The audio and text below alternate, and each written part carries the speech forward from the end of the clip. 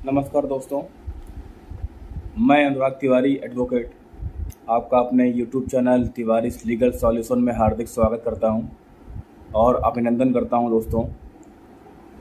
दोस्तों आज का हमारा विषय है कि यदि किसी अपराध में किसी के पास कोई जमानतदार नहीं है, कोई जमानत लेने वाला नहीं है, तो क्या वो व्यक्ति छूटेगा ही नहीं? क्या वो व्यक्ति हमेशा जेल में ही रहेगा? तो आज मैं आपको इस विषय पर एक विस्तृत जानकारी दूंगा। दोस्तों, हम देखते हैं कि अक्सर हमारे जेल में या हमारे अगल बगल समाज में या कहीं सुनने को मिलता है कि किसी के ऊपर कोई मुकदमा हो गया, कोई केस हो गया है और न्यायालय में उसको जमानत भी मिल गई है, लेकिन फिर भी वो जेल में है। अब जमानत मिलने के बाद भी वो जेल में है। तो हम लोगों ने इस बात पे गौर किया होगा कि ऐसी घटनाएं होती रहती हैं। अब जब जमानत मिल गई और जमानतदार भी नहीं हमारे पास, तो क्या वो व्यक्ति, क्या वो अपराधी छूटेगा ही नहीं? क्या वो हमेशा जेल में ही रहेगा? तो दोस्तों, आपको अब मैं ये बता दूं, बहुत आवश्यक जानकारी है आपके लिए, आप ध्यान से सुनिएगा। सबसे पहले आप ये जान लीजिए कि अपराध दो तरह के होते हैं। मैं इसके पहले के वीडियो में भी आपको बता चुका हूँ कि अपराध कौन से अपराध क्या होते हैं, किस तरह के होते हैं। अपराध मेनली दो तरह के होते हैं मुख्यतः, एक संज्ञेय अपराध और एक असंज्ञेय अपराध। दोस्तों, संज्ञेय अपराध वो अपराध होते हैं जिनमें बहुत ज़्यादा गंभीर अपराध होते हैं, गंभीर ऑफेंस लगाए जाते हैं। जैसे मान लीजिए जिसमें सज़ा, या यूँ समझ लीजिए जिसमें सज़ा, जिसमें पनिशमेंट लगभग 10 साल तक हो या 10 साल से ज़्यादा हो, उसको सबसे ज़्यादा गंभीर प्रकृति के अपराध माने जाते हैं। और इसमें पुलिस बिना किसी वारंट के आपको गिरफ्तार कर सकती है। इसको संज्ञेय अपराध कहते हैं। और असंज्ञेय अपराध वो होते हैं जिनमें सज़ा बहुत कम होती है, 4 साल या 7 साल से कम। इस तरह के जो अपराध होते हैं इसको असंज्ञेय अपराध कहते हैं। तो दोस्तों, आपको ये बात क्लियर हुई कि अपराध कितने तरह के होते हैं। संज्ञेय अपराध में हत्या, लूट, डकैती, बलात्कार और बहुत सारे ऐसे, बैंक रॉबरी, मतलब आपको सुनने में लग जाएगा कि ये अपराध बहुत गंभीर है कि हल्का है। तो जो बहुत गंभीर अपराध हैं उनमें सज़ा 10 साल तक की हो तो संज्ञेय अपराध होते हैं, नहीं तो जिनमें कम सज़ा हो वो संज्ञेय अपराध होते हैं। हालांकि दोस्तों, कभी कभी 7 साल से ज़्यादा के अपराध को भी संज्ञेय माना जाता है। ठीक है दोस्तों, अब आते हैं अपने विषय पे। दोस्तों, एक सुप्रीम कोर्ट ने एक मामले में Bhalchand versus state of Rajasthan, उसमें सुप्रीम कोर्ट ने साफ साफ ये बात कही कि bail is rule and jail is exception. मतलब जमानत मिलना आरोपी का अधिकार है और जमानत ना मिलना ये एक अपवाद है, या जेल जाना ये एक अपवाद है। दोस्तों, हमारे कोर्ट हैं, जो हमारे न्यायालय हैं, वो इस बात को विशेष रूप से कहते हैं। इस केस में जिसका मैंने जिक्र आपसे किया है, Bhalchand versus state of Rajasthan, इसमें भी सुप्रीम कोर्ट ने यह कहा कि जमानत आरोपियों को मिलना ही चाहिए। जमानत अनावश्यक रूप से यदि हम सबको जेल में भेजते रहेंगे तो जेल में भी भीड़ बढ़ जाएगी। तो न्यायालय को इस प्रकार का रुख अपनाना चाहिए कि हमको जेल में भीड़ बढ़ाना नहीं है, हमको जेल में भीड़ नहीं बढ़ाना है।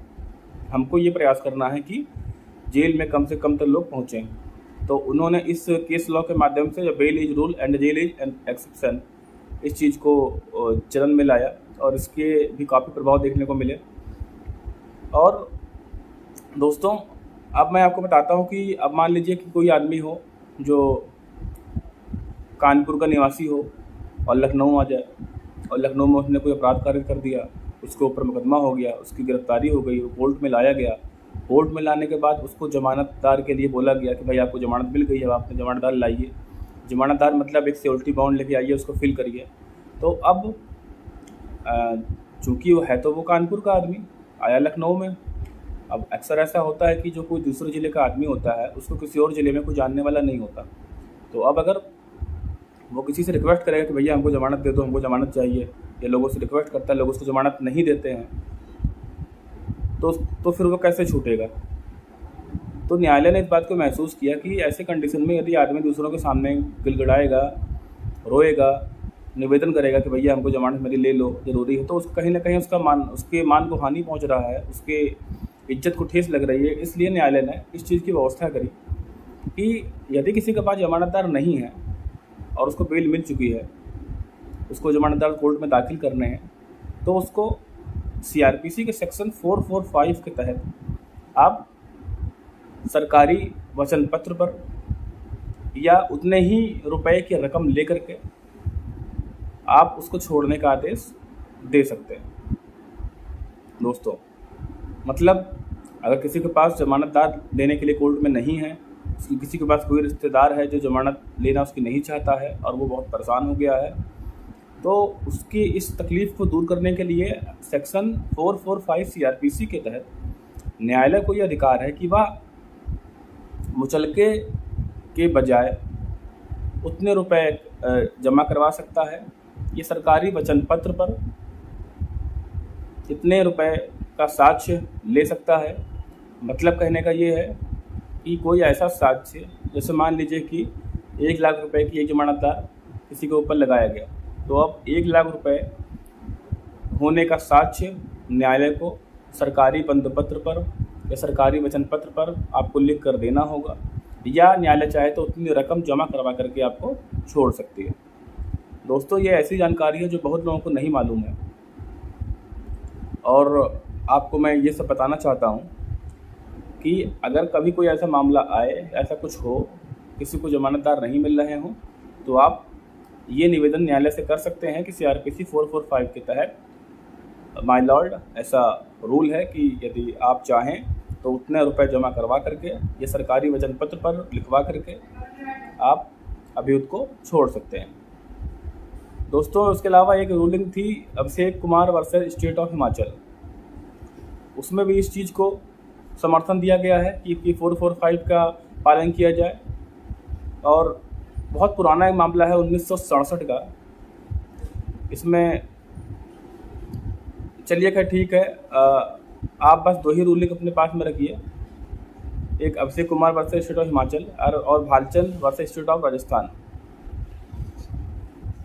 दोस्तों, तो आपको मेरी ये जानकारी कैसी लगी, वीडियो में कमेंट करके अवश्य बताएं, और इस जानकारी को अपने अधिवक्ता भाई भी अपने पास रखें, और जो लॉ के स्टूडेंट है वो भी इस चीज़ को ध्यान में रखें कि अगर किसी के पास कोई जमानतदार नहीं है तो वो आर्टिकल 445 सीआरपीसी के तहत उतने रुपए का रकम न्यायालय चाहे तो जमा करा ले, या सरकारी वचन पत्र पर उतने रुपए का साक्ष्य लेकर के वो छोड़ सकती है।